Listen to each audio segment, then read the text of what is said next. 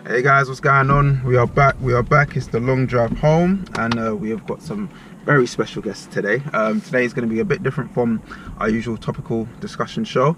We're going to get some lovely advice, and we are going to be interviewing these two lovely ladies beside us. So I'm going to stop talking and allow them to introduce themselves. Hey guys, I'm Tunika Rausinder. I am a South London barrister, and this is behind me my colleague who is Bissi. I'll let her introduce herself. My name's Bissi Mustafa. Hi guys, how you doing? Whoop, whoop, whoop. I am a trainee barrister, and yeah, welcome to the show. Hey! And you know who it is, it's your favourite, it's your guy, the potential baby father out here, Mr. Ron Snow in the building! Let's go! What an introduction. So, ladies, I'll start with Tunika. So just explain to people exactly what it is you do. I am a bit of a mixed bag. So I have my own law firm in Brixton called Rausinder Law, which predominantly specialises in criminal defence. Right. So if you needed a solicitor in the police station or something like that, then we would be able to help with that. We do that quite often. And preparing people for court, Crown Court or Magistrates Court in criminal matters. Separately to that, I am also a qualified barrister. Right. Okay. Wow. And I am presently based at a chambers in London, where I'm conducting the last part of my training. Oh wow. And how long did it take for you to, like, you know, to become a barrister, and, you know, in terms of your law form as well? Oh my goodness. I stuck at it straight from secondary school, so I think perhaps all in we could say 14 years, but studying wise 10 years. Now it doesn't have to take anybody that long. Yeah. But it depends on what you want to specialise in and how much experience you want to have before you end up practicing, because you need to have some experience to start out, otherwise no one's going to need you or want to use you. But myself and Bissi have been working together at the Lawyers in the Soup Kitchen down in Brixton, which is a project that we founded. It's been running for about 4 years this December. Oh wow. So we do free legal assistance in relation to every area of law, not just crime. Not just crime, okay. Yeah. And what was the reason for you guys starting up the Brixton Soup Kitchen? Wow.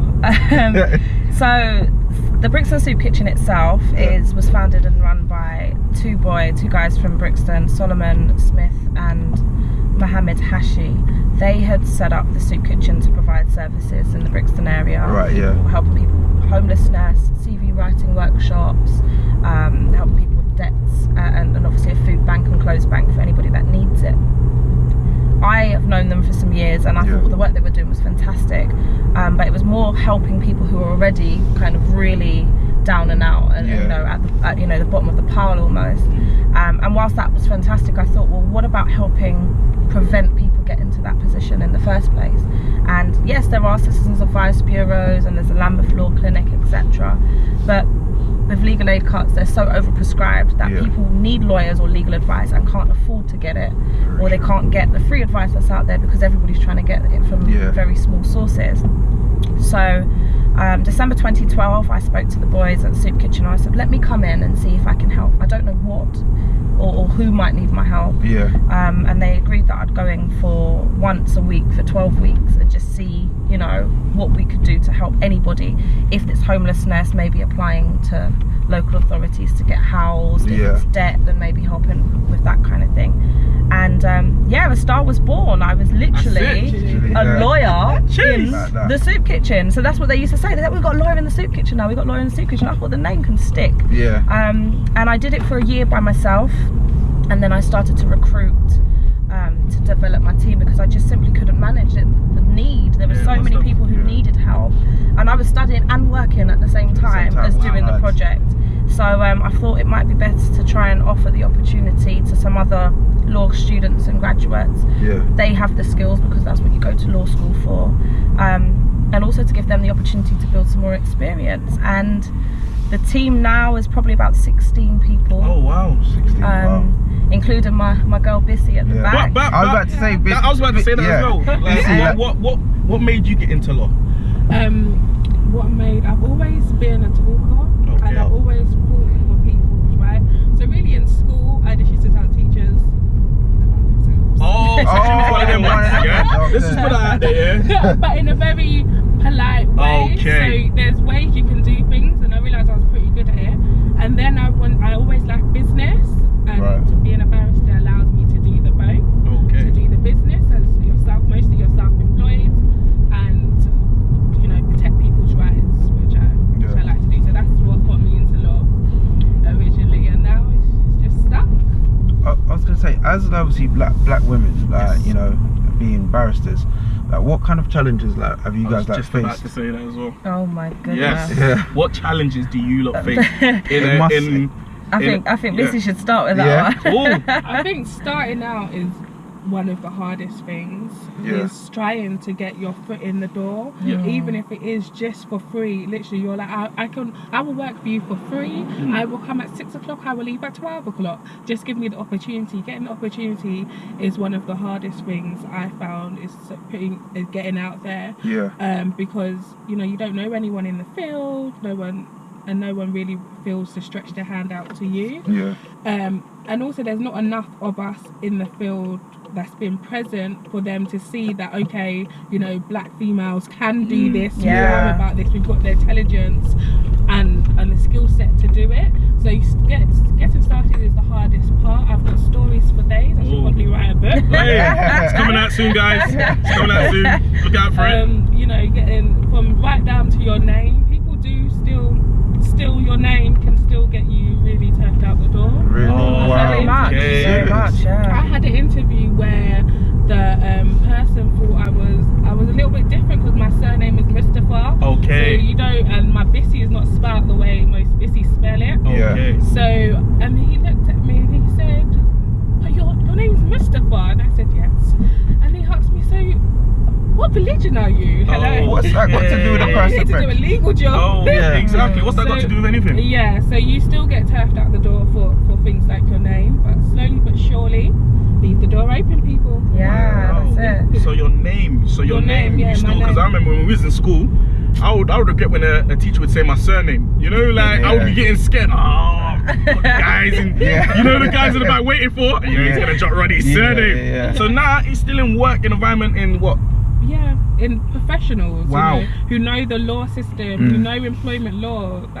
It's very true. I think another challenge that you're faced as a black woman, but even more so a black woman from perhaps a non-traditional legal background. So by that I mean, if I said to you, describe a lawyer to me, typically a lawyer would be a white middle-class male. Somebody who'd been to Oxford or Cambridge or went to private school from very early on, you know, and I don't fit that mold.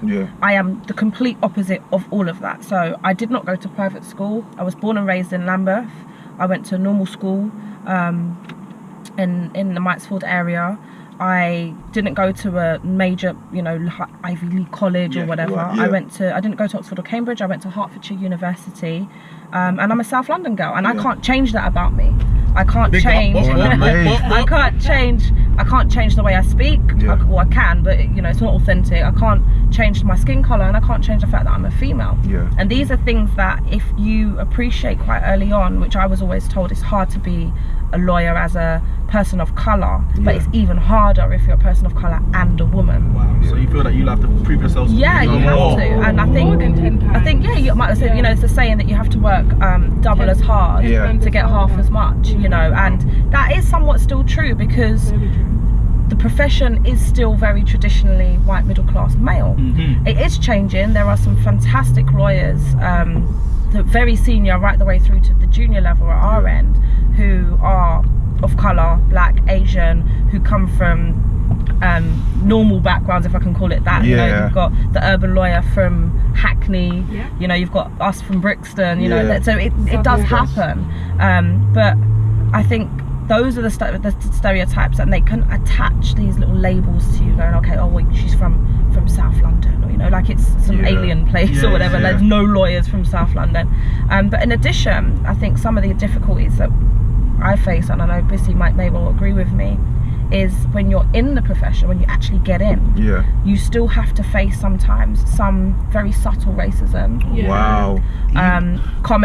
Little comments like in the last couple of years I was told, oh, you speak very well for a black girl. Oh, wow. Or you dress very posh. And I'm like, in comparison to what? Because I'm wearing a suit and you're wearing a suit, you know, and oh, is that a black girl hairstyle? Oh, you wow. know, and I'm like, what do you mean? Because my hair is in a bun today, or I've got braids, or you know, and sometimes it's just ignorance. And when I was younger, I would take it very personal. You know, I'd go home fuming, like, nah, man, I can't talk to me, like, you know, and then you feel like you don't have the privilege of addressing those things head on. Because then if you do, you look like the angry black woman. The stereotype, you're feeding into the stereotype.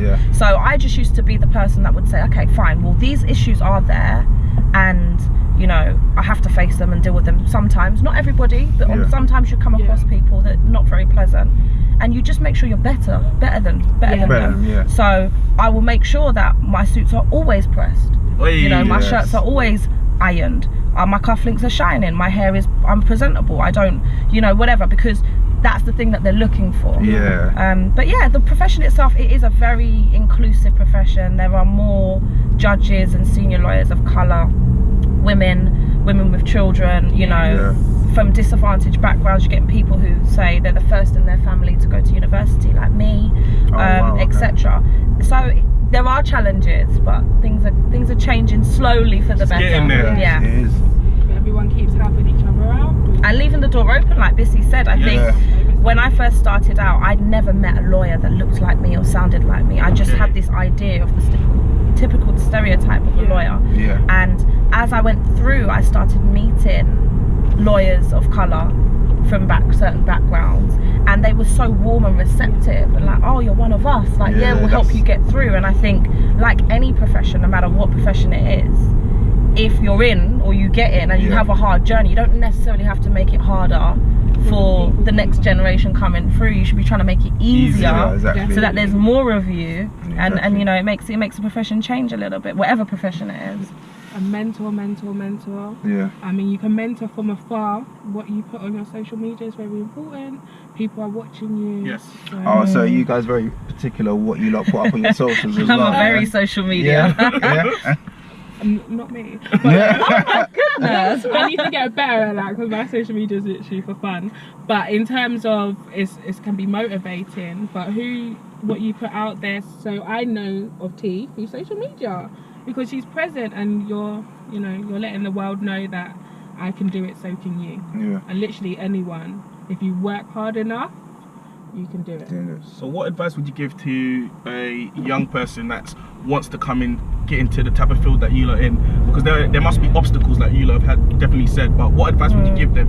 Because some people want to do it, but it's long, it's white dominated, or stuff like that. What advice would you give them? My first thing is never ever accept no. It's not no, it's never no. It may be not yet, but I'm coming back. Do not accept no. Keep on going. You knock on 5,000 doors if one must open. One will open. If they don't let you in the front door, go through the back, go under. There's so many different ways. Sometimes you have to step sideways to go forward. Of course. Like so sometimes you want a paralegal job, but the only thing that's going is an office admin job. I'm in the firm. I can pick up experience. I can speak to people. You learn cases. You can learn from a lot of different ways. So just keep on going. Do not give up. I'm not gonna lie, it's long. It's very it's long. It's tiring. But that being said, the benefits that come when you have gotten through certain hurdles and jumped through certain hoops, they're priceless. So if anybody's interested, any of the followers or viewers are interested in careers in law, feel free to follow us on Instagram at Lawyers in the Soup Kitchen. We will be glad to to stay in touch, invite you down, see what we do. We love to mentor and take on people to help us, and give them insight as to what law is like for somebody from a non-traditional background. And you never walk away, Lawyers in the Soup Kitchen. I don't know if that's a good thing or not. We do You know, the stars in your eyes. Yeah. Okay. Hey, I'm coming down. I'm coming down. I don't know if you're pitching me at the right level, Bissi. But you come out, honestly, you learn so many skills. It's like a family down there. We all really want each other to succeed because we're as good as our team. Yeah. I think that's key. I think that's key, that you're in a team that everybody is pushing each other and opening doors, and you're trying to go to the next level. So I think that's really key. And you get pushed. I mean, Here we go. You get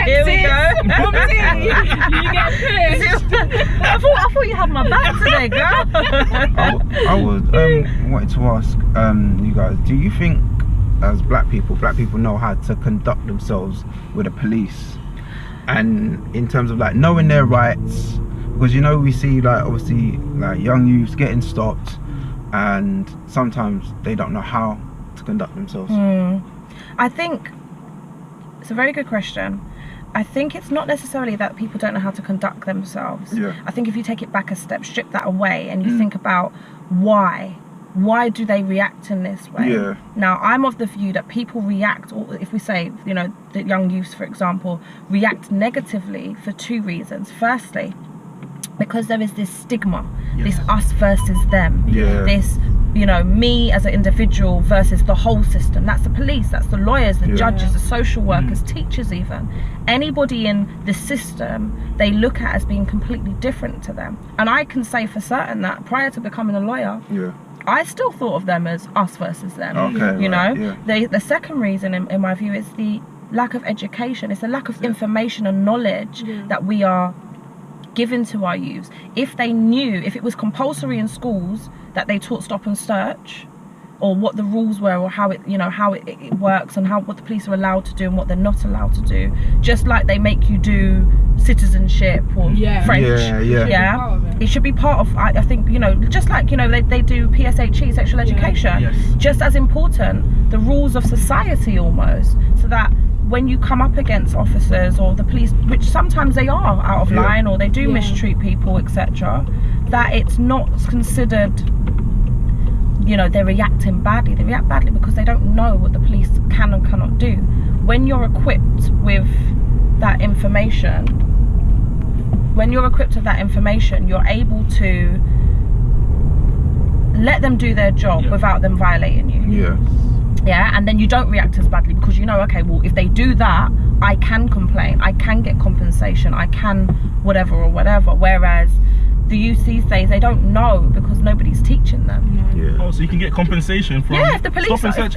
Is it? I had a gentleman recently who had been stopped by the police on his way home from gym, and they just were giving him a hard time, hadn't really done anything, and one of the officers punched him. Oh wow. But he was a man who was clearly quite educated as to what the police are allowed to do or not allowed to do. So he let the officer punch him, didn't react. They ended up arresting him, went to the police station, and at the police station he made it clear when he was put in that he'd been punched by the officer. It's all on the record, all on the body-worn footage, and he was compensated very heavily. Now obviously, nobody would, if you could choose, you'd prefer to not have a few extra quid in your pocket in comparison to being punched in the face, right? But the point is, because he knew his rights, he didn't react as badly. He was 6 foot odd. He could have turned around and attempted to, you know, beat up the police officer, but he didn't because he had that knowledge. And I think it's so important then that people who do know what the rules are for stop and search and what the police are allowed to, they, you know, they have to tell you who they are, give you their name, their details. They're supposed to give you a form if they search you, and if they don't, you can ask for one. That tells you the grounds that they searched you for, why they searched you, if they took or found anything on you, and their information, so that you can make a complaint. Now we get so vexed when they stop and search us and, you know, rough us up, that we just want to get out of there. You know, we don't want the piece of paper, we just want to go home. And because of it, then these officers keep getting away with not being held accountable for their actions when they're outside of the law. So I think the kids, we just need to be able to kind of help them and educate them and to make them less defensive when it comes to the police.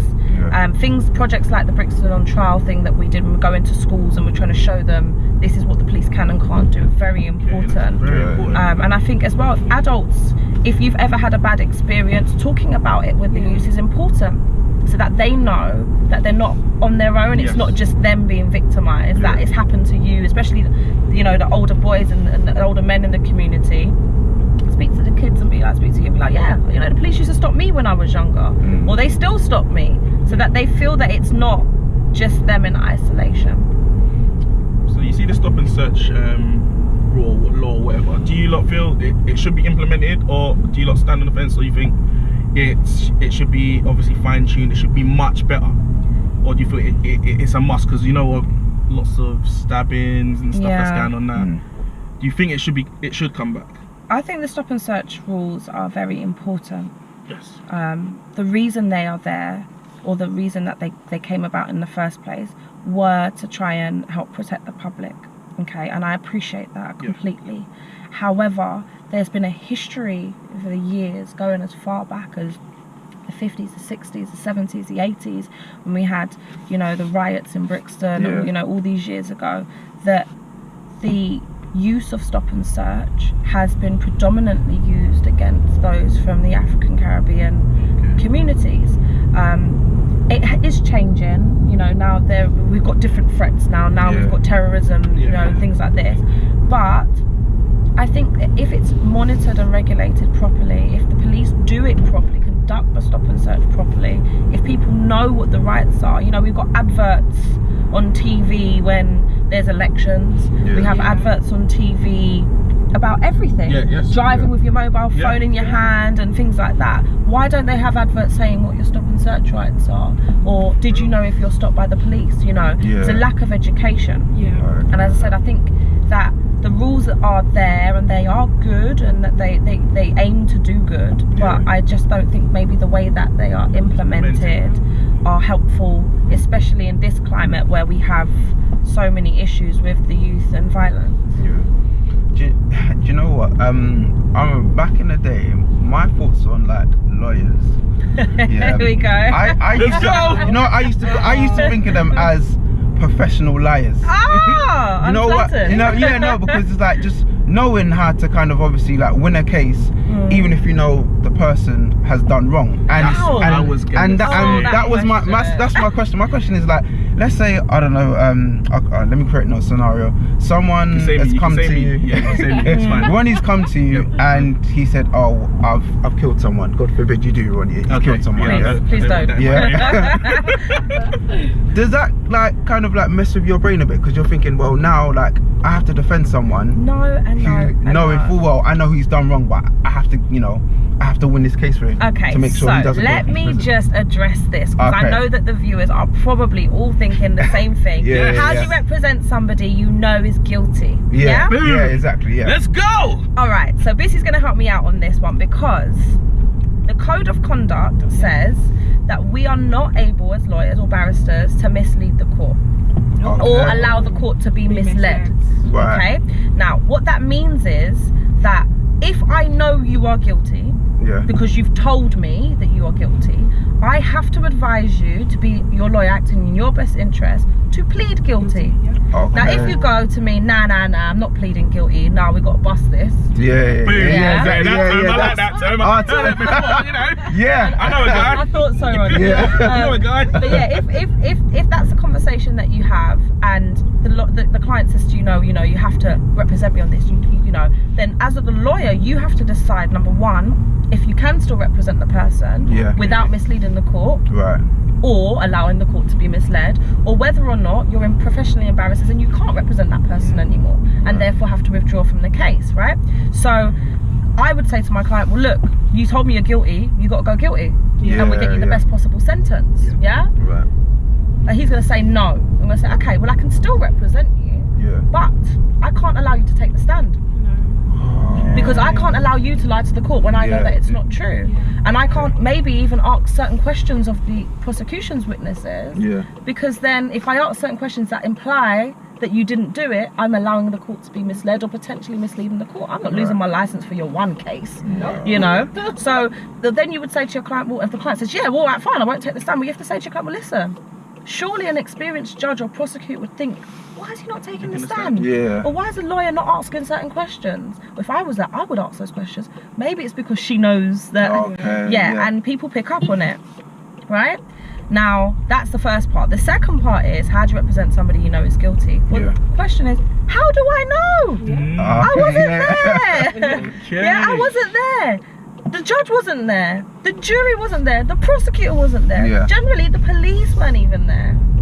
You go off what your client tells you. Okay. So, and even if your client tells you I didn't do it, and you're like, nah. Certain times I read papers and I'm like, yeah, all right, whatever. I was about to say that. Come on, then. Put the other one, you know. All right, what you didn't, that wasn't you, in the red socks, and you're wearing the red socks right now, But if the client says it wasn't me, it wasn't him, Okay. Now, it's not my job to decide on that person's guilt. That's the jury's job. Right. The jury, the reason we have 12 randomly selected members of the public to sit and hear the case to decide if they think you're guilty or not. The judge makes the decisions, obviously, in the magistrate's court, but quite frankly, I weren't there. I'm just my client's microphone. So are all lawyers liars? I'd like to hope not. But do they give their client's version of events, which may be untrue? Probably. But if your client says I'm not guilty, that's how you're not guilty, and we won your case. So yeah, that's the question I get asked all the time, especially at Christmas parties. I've always wondered. I've always wondered. And obviously, your law firm, is there? Obviously, it's a growing business. Is there anyone that you kind of like looked up to, like business-wise, as a black person, and been like, this is like my inspiration? It's so difficult because there are so many people I've met and I've come across. There are some who are lawyers who have done very well in law. As I said, I mentioned the urban lawyer earlier on. Tunde, he set up the Urban Lawyers, and he's very well respected and known in the legal profession for doing good work, but also for developing young lawyers, the next generation, and bringing them through. He's helped bring me through and helped me to bring other people through, so I have to big him up completely first and foremost. But otherwise, in business and in business law, as in lawyers who have set up their own firms, there are quite a few who have tried, there are quite a few who are still doing, but I think it's such a different kind of profession where people, if you look at yourself as a lawyer as a business, then you're kind of promoting yourself and the work you do, and your reputation does most of the work for you. The more wins, the more clients tell people, and the more it all spreads around. But business wise, I used to follow quite a few businessmen, etc. For example, there's somebody by the name of Tim Campbell. He was the first black guy on The Apprentice years and years ago. There you go. And when you look at what, not obviously winning The Apprentice or being in the Apprentice finals, etc., that's a great achievement, but you look at what they do afterwards. How sometimes you get the fame and then it suddenly fizzles out, you don't hear from that person again, and then you see them on an advert in like 20 years down the line. But what they do afterwards, do they keep relevant? How do they keep themselves at the top of their game? And there are so many. There are some fantastic lawyers, especially lawyers of colour in the UK, who continue to be an inspiration to me and enable me to reach my full potential, and again therefore take leaps of faith, like opening my own firm and indeed bringing people forward. Can we just commend that you've absolutely you've opened up your own firm and you're bringing people through? Thank you. And do you know what, it's hard, you don't hear that a lot, especially in our black communities. Do you know what, where we should be uplifting each other. It's true, and I always say, I sometimes say that I feel like black people can be selfish because we don't want to help one another nowadays. Crab mentality sometimes. Sorry, I just got to stop you. Max is sad, so I've got a chance of busting case as long as I tell my lawyer I'm not guilty. No, Max, you're supposed to tell your lawyer the truth so that we can help you. I hear you, Max, I hear you. It's not easy out here. No, but again, that's like what Joe said, like as a community, those are the things that are gonna push us. Like bringing each other through. Like, do you know how hard? Do you know it's not an easy job, especially when you've gone through your trials and tribulations. And sometimes you might wake up and think, oh, that was such a long day, or oh, I can't believe I went through that. But you're still getting up and you're still saying, I'm gonna bring that person through. It's important because listen, everybody's got this dream of getting to the top and making all this money and being successful, but if you don't bring things forward, then or bring people with you, then it's lonely when you get up there. Yeah, Who do you talk to? Yeah. Who do you speak to about whatever challenge or problem you're facing? You know, who understands? Who's your support system? Exactly. So I think it's so important, because I would love to be a high-flying QC or judge one day. But it's going to be... You will be. You will. Speak into existence. Come on. But I would also like to think that I've got some friends who do the same. Yeah. You know, and if I can help them to do the same, and then we can sit up there together and laugh about the old school days when we used to work till 3 in the morning, and whatever. Somebody, Joey, has said Brixton on trial. So discuss. So talk to us about Brixton on trial. Bissi, man, hit them. So Brixton on Trial was a project we put together to educate to put a trial for the kids, so they could really see it in action. The first time, we don't want the first time you ever see a trial is when you're at a trial, but also to educate you on what can happen during the courses of a trial, what inference can be drawn, how important your barrister is, how important being a witness is. So it was really for education purposes. It was a very, very, very, very hard road, but we got there. Literally everyone in the team worked so hard to make it happen. Yeah. I believe we're the only people that's ever been able to record in a Royal Courts of Justice, which is one of the highest courts, appeal courts in England, for criminal and civil. So very, very, very, very important court. And we took a bunch of kids down there, and we did a mock trial, which was very, very successful. And it's on YouTube. Yes. So check that out. Check that out. Go watch it. Check it out. Get popcorn. Yeah. If you've got any young people around you, cousins, nieces, nephews, make them sit down and watch it with you. You will get jokes. It's really good. Very and you'll learn something. And of course, if anybody wants us to come into their youth club or their school to show it, and we're doing workshops, around the country, so feel free to contact us. Our email address is advice@lisk, that's LISK law LAW.com. I was gonna say, do you guys still do the is it every Thursday? Yeah, Thursday. Every Thursday. Legal advice. Good, good. Yeah. Know my stuff. Come on. No, we are every Thursday in Brixton at the Brixton Soup Kitchen. Cool.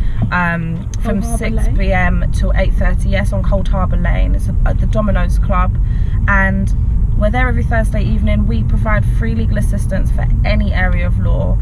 You don't have to pay, you just come down. One of us will be there to speak to you. If we can help, we will help. And we help for free, and if we can't, then we'll point you in the direction of somebody decent who can. And spread the word. We're there every Thursday for any legal problem. Nothing's too big or too small. That is amazing. We also, one more last plug. We have a law firm in Brixton too. Boom! A criminal law firm. And I say we, I mean T, but please, if the word of mouth. Alcindor Law. We are based right next door to McDonald's, across the road from KFC, main Brixton. Next to the Heart estate agents. Yes, so pop in. If anybody, we're 24 hours as well, so you can find us on all social media, or find me and you'll find everything else. 24 hours. Anybody needs any advice, any assistance, just send us a message. But thank you for having us. No problem. I've got just 2 more questions. We going in. We going in. The first one, for people that don't know how to deal with bailiffs. Bailiffs knock at the door. People say, "Oh, you don't answer," which 9 times out of 10 people don't. Is there a way that is that the best way to deal with bailiffs, or? I think that what we always get at the Soup Kitchen is people come to us once the bailiffs are there. Right. Yeah. And that is a typical example, because people get these letters and we bury our heads in the sand. Yeah. We don't open the letters because we're scared and because it's uncomfortable. Yeah. And that's where we go wrong. That's how we get to bailiffs. That's how bailiffs get to add all these charges on top. And that's when the bill gets bigger and they can potentially take things out of your house. However, what we say is, when you get the letter, in fact, before you get the letter, because you know who you owe. Yeah, we all know. Like, why do we pretend? We know. We know. So, we fronting. But get the letter and come down to the Soup Kitchen or go to the Citizens Advice Bureau and speak to somebody about it. Because the first thing is, if you can speak to somebody about the debt, what we can do is we do an income expenditure form, or we can show that you can't necessarily afford to pay it in full if that's the circumstances, and try and get payment arrangements. Now, bailiffs at the door, they are not instructed to take no payment arrangement. They're instructed to take the goods to the value. Right, yeah. Okay. So by the time they come to your door, they're not trying to hear none of the, I'll pay you £20 a month. You've wasted so much time and you've missed your opportunity. So I think the best thing is to do is don't wait. Open the letter, speak to someone, get advice if you want to or you can. Whether it's from us or they've normally got debt advice lines on the back of the letter, etc. And just see if you can come to an arrangement. If the bailiff is at your front door, or you know the bailiffs are chasing you, do not park your car outside your house. First and foremost. Everyone does, and they find you really quickly. Yeah, don't park your car outside your house. Park 3 or 4, 5 streets away and take a bus back if you need to. Because they will clamp your car, they will lift your car, and then you'll have to pay even more money to get it back. And especially in central London, actually, they're about in central London. Of course. So. Secondly, don't open the door. You know, if you let them in, once they're in, they get to write up your goods. So don't open the door. Once they do that, then and doors and windows, back doors and windows. If it's open, they can let themselves in. How is this possible? I've never understood that. I know. And I don't know. But then the best thing to do would make sure that you've hidden your car. Yeah. You've locked up the house, you've locked up the windows, and then you speak to somebody about the letter. Because then, if it's already with the bailiff, as long as the bailiff hasn't got access to you or your car, then your lawyer or your assistant or whoever's helping you can try and come to an arrangement which stops them from coming. The thing that we do is we wait. Now, every single time a bailiff comes to an address, you get charged. Every single time. So you could have a parking ticket for 80 quid. Don't respond to it, goes to the bailiffs, ends up 150. Bailiff comes to your house 5 times, £700. You know? I didn't even know that. Just for turning up. I'm tell my potential baby mothers, you know. You need to be careful. Pay the bill. Thank you. Max Hammer says, big up you queens. Hi, big up Max. Mr. Talkfact said you got a man. Who? Bissi. Right. Someone's asked you got a man. So, hey, I'm only we're married to the job. For marriage. If you're not bringing me ring, the queen has spoken. The queen has spoken. Miss Fally says, what makes you look so confident during court? Hi, baby. That's my baby. Hey. What makes me so confident is your love. Unplayed. What makes me confident is a lot of experience. And sometimes it is really faking it till you make it. You have to know your papers. Know your stuff. Homework. You see, you do your homework all the time. So you have to know your papers inside out, because the stronger you know your case, the better you are. Once you know the law, also the rapport you have with the client also helps. And just, it's really just kind of sometimes faking it until you make it in the beginning, because I still go into court very scared. But you're always scared. I think the fear, if your lawyer doesn't come across, well, you would never notice it, but if a lawyer isn't a little bit scared, they're probably a bad lawyer, because it means that they don't care. You care, you're nervous, you care about something. I think that guy, the Bissi hit the nail on the head. He didn't care. Bissi hit the nail on the head when she says knowing your stuff. So what makes me confident is that I know my client's case front to back, to front.